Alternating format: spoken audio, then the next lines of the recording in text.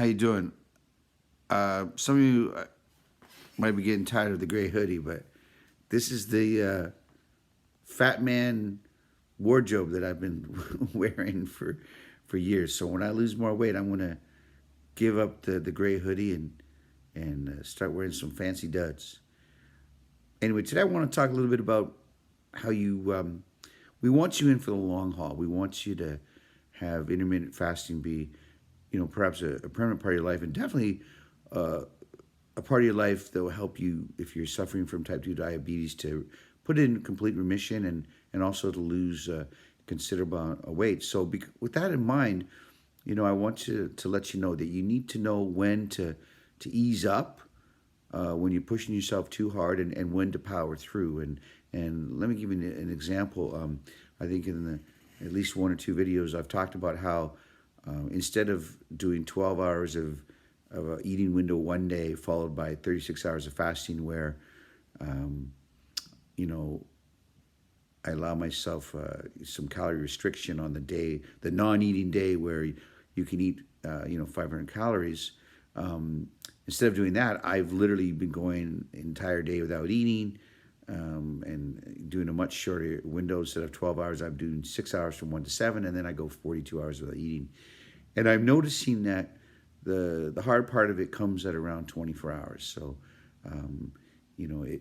it can be uncomfortable where you're definitely hungry, and so that might be, that could turn you off, like fasting if you're, constantly every second day feeling hungry. So that's when you need to ease up and say to yourself, you know what, I'm not going to do 42 hours. I'm going to do 36, and also in sometime in that 36, have one small meal, 500 calories, and you'll still get a lot of benefit. On the other hand, that I find at the 24-hour mark, if I power through it, if I'm disciplined and I do not eat, a couple hours later, 3 or 4 hours later, I'm asleep. I sleep well. When I haven't eaten for 28 hours or so, I don't find myself tossing and turning or waking up and thinking about food. And then when I wake up in the morning, it's just I feel a lot better, or I'm way less tempted than I was at 24 hours. So it's one of those strange things where, 24 hours in, you're feeling hungry, you're feeling tempted, and I find at 36 hours in, I'm not. And those last 6 hours are quite easy. So anyway, I'm just going to encourage you to, find your own path. I do think you should, I know intermittent fasting works. I've had great results so quickly, and I'm going to continue on until my type 2 diabetes is in remission. I guess in another 3 months, I'm going to go ahead and have my blood sugar checked. And again, the last time I checked, it was at 8, and I need to get it down into the 3.3, 5.5 range. And I'm pretty confident in 3 months I can do that. And, I am losing significant weight as well.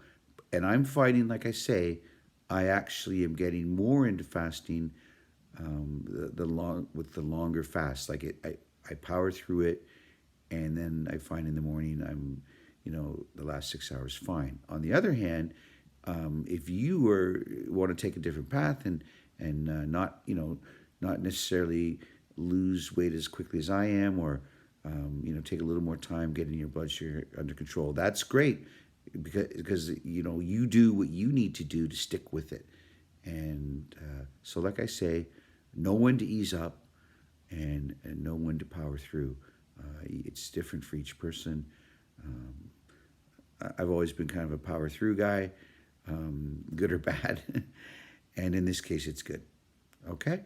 So keep fasting, keep having fun, keep losing weight, keep getting that blood sugar under control, and yeah, get ready to have a new wardrobe and you can put away your obese man's clothing.